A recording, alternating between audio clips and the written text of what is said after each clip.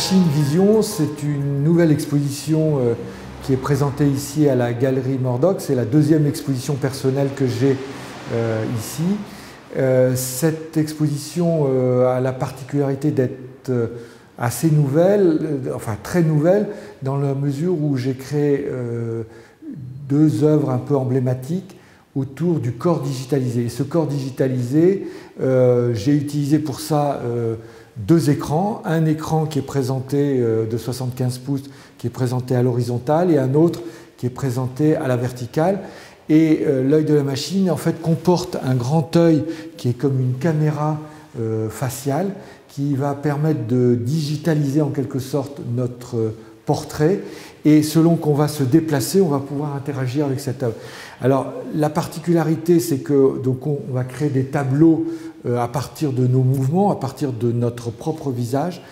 Et ce logiciel qui a été développé et écrit par Claude Micheli, en fait, c'est un logiciel qui a mis à peu près 3 ans à être développé. Et on s'est intéressé particulièrement à un mathématicien qui s'appelle Voronoi. Voronoi a inventé tout ce qu'on appelle la tessalisation, c'est-à-dire les éléments fragmentés. Et on l'a couplé avec un autre logiciel, pas logiciel, un autre algorithme qui est inventé par un mathématicien qui s'appelle Delaunay, les triangulations de Delaunay.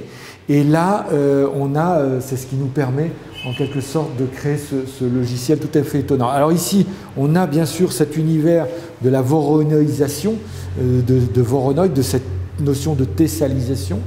Et donc tantôt on est assez, je dirais, on est dans une abstraction, mais avec une forme de figuration dans le cas présent. Et dans l'écran de LED, on est beaucoup plus dans une abstraction.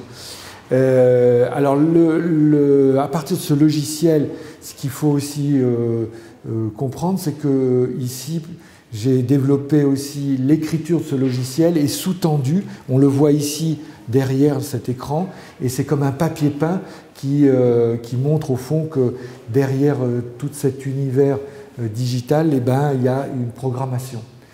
Enfin, je crois que ce qu'il faut retenir, c'est que, outre ces deux œuvres interactives et génératives, il y a des œuvres fixes qui viennent en complémentarité, avec aussi la particularité d'avoir créé, par exemple, Janus en triangulation de Delaunay, et des dessins faits avec des petits robots et des stylos qui, du coup, créent ce côté assez moins, disons, spectaculaire de certaines œuvres que je développe. On est beaucoup plus dans quelque chose de plus fragile, mais je crois que ce qui est intéressant, c'est qu'il y a un dialogue entre le dessin, la sculpture et puis les œuvres en mouvement.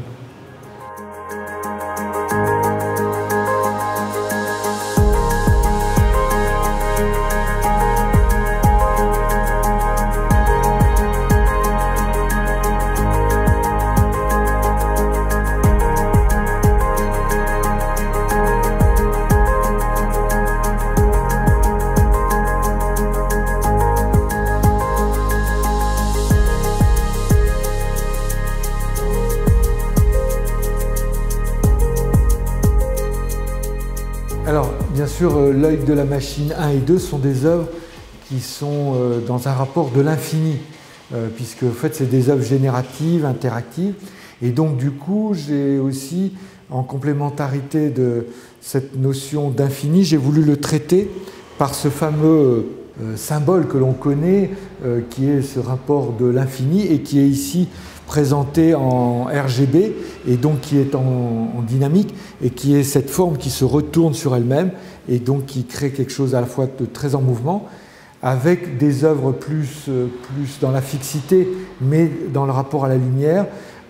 Donc infini qui est découpé au laser, et ce qui est intéressant c'est qu'on enlève la matière et le volume apparaît, ce qui est un peu l'inverse d'habitude de la sculpture, c'est le volume qui apparaît à partir de la forme, et là c'est en enlevant la matière que l'on voit le volume. Et enfin il y a une très grosse pièce qui est faite aussi dans ce matériau qui s'appelle le dacryl, qui a une connotation presque en verre, alors qu'elle est en fait en cette matière de synthèse qui reprend tout ce rapport de l'anneau de Mobius, qui est une forme très étonnante dans l'espace, puisqu'elle est toujours en continu, mais qu'elle a ce côté très contorsionné, puisqu'elle est vrillée et en même temps elle se rejoint dans sa forme. Donc il y a à la fois cette légèreté et à la fois ce côté baroque qui en font un symbole, moi, qui m'est cher.